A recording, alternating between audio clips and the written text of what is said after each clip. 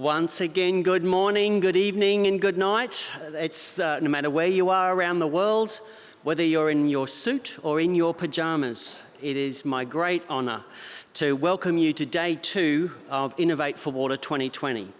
On behalf of the International Water Centre, waterpreneurs, our sponsors, our partners, our organisers and our supporters, it gives me great honour to welcome you to another exciting day. My name is Andy Kingsford. I'm the General Manager for WaterStart Australia. And to kick us off today, I'd like to introduce Mr. Fred Hooper.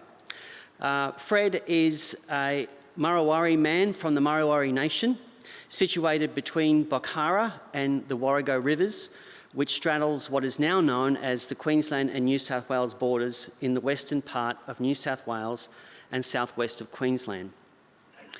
Fred joined the Royal Australian Navy in 1979 at the age of 17 and served 6 years on both surface ships and submarines. He left the Navy in 1985 and worked in the Commonwealth Public Service, and after leaving the public service worked in a number of First Nations organisations. He was responsible for the Murrawari Nation declaring their continued independence from the Crown of Great Britain. He is the chair of the Murrawari People's Council and the Northern Basin Aboriginal Nations, who represents 22 sovereign First Nations of the Northern Murray-Darling Basin. He has worked tirelessly over the past 10 years to secure water rights for First Nations and their peoples in the Northern Murray-Darling Basin. It is with great honour that I welcome Fred Hooper to the stage to acknowledgement of country.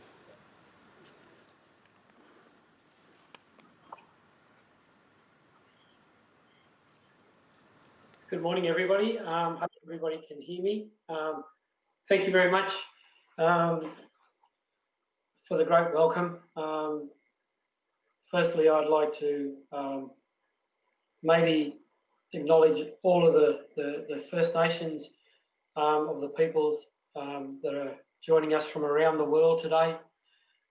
We know that there were First Peoples from the beginning, and there has been a lot of work done with First Nations people, particularly through the United Nations, in getting First Nations, or what they call Indigenous peoples' rights throughout the world in a range of areas, and in particular the colonised states of the various countries that explored and colonised different parts of the world. And particularly in Australia, where colonisation in Australia was built on what they call terra nullius, which is a land or an empty land, according to the norms of the day, and it was a land that was empty. And in 1992, the High Court in Australia proved that the myth of terra nullius was just a myth, and that it wasn't actually in line with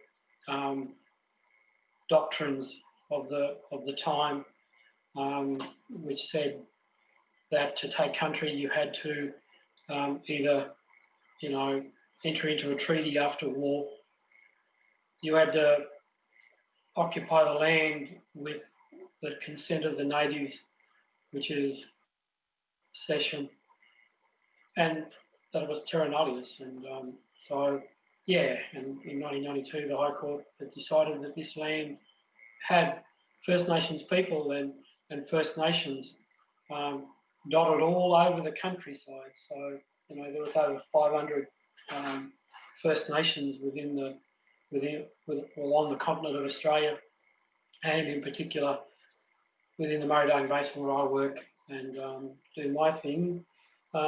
There's over 48 sovereign First Nations in the Murray-Darling Basin. Just a little bit of background about the organisation that I'm the chair of the Northern Basin Aboriginal Nations. As we said, we represent 22 sovereign First Nations, primarily in water and natural resource management, but other things as well. We were formed in 2009 to have input into the Murray-Darling Basin Plan, which we negotiated with the Commonwealth Government a particular section called Chapter 10, Part 14 of the Basin Plan, which talked about Indigenous values and uses within the Murray-Darling Basin. Since then, we've cemented ourselves as one of the major stakeholders in the within the Murray-Darling Basin, representing First Nations and their peoples, which at the last count, I think there was about 95,000 or 90,000 First Nations people across the Murray-Darling Basin. So in saying that, what I'd like to do also is acknowledge those 22 nations of the Northern Basin Aboriginal nations, the 48 odd nations of the Murray-Darling Basin, and all of those nations that are around the country. I'd like to pay my respects to their elders, past and present, which a lot of the elders still live in traditional communities and still practice their traditional law and custom as well. I'd like to also encourage elders of the future to lead with honour, dignity and respect for all, no matter who they are. Respect goes a long way, and I think that, we need to respect everybody, even in hostile negotiations or communications. Respect. If you pay respect to somebody, they'll pay you respect in return. So with that, I'd like to certainly welcome everybody today to this virtual room, and those that are in the main centre in Brisbane. I'd like to welcome you to day 2 of the Innovate for Water Brisbane 2020 workshop, and hope you have a lovely day. And again, like I said yesterday, hope we gain a lot from today, and we make some good contacts and good friends, and that friendship and contacts can lead into the future, and we can look at some positive outcomes, not only in Australia, but everywhere around the world. And in this COVID world, we have people in isolation, level 4 isolation in Melbourne, but also in isolation in other places around the world as well. And our hearts also go out to the Lebanese community in Australia, and with the horrific explosion in Beirut yesterday, and the loss of life and the destruction of infrastructure in Lebanon, and our thoughts and prayers are with those people as well, and certainly with the Lebanese community in Australia today. So thank you very much. Hope you have a lovely day, and I'll be joining for a little while. I'll go and do a few things, and I'll come back in and have a listen to that as well. Thank you. Have a lovely day. Thank you very much, Fred, and I really appreciate your thoughts there for acknowledgement to country and the recognition of all those that are dealing with COVID, and of course our friends and our prayers to the people in Lebanon, Beirut. Next up, we have the wonderful, the amazing, the talented, and I think going to be singing today, is that right? No, but maybe if we cheer, you never know. I would like to introduce the fabulous Oksana to give us a bit of a day 1 recap and set us up for today. Welcome, Oksana. Good morning, everyone. Amazing day yesterday. We had a very good turn up yesterday, up to 80 people tuning online. 50 presenters. We had 86% people being online and 15% live audience. 44 international audience, 56 domestic.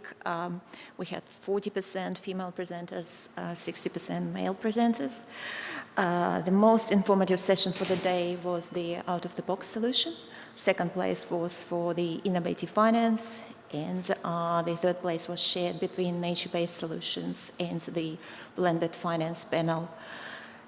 It is very bright and sunny day today. Wishing you all the best. We have recorded all the videos from the last day. We will be updating them on International Water Centre YouTube channel. We will keep you up to date when it happens. Thank you.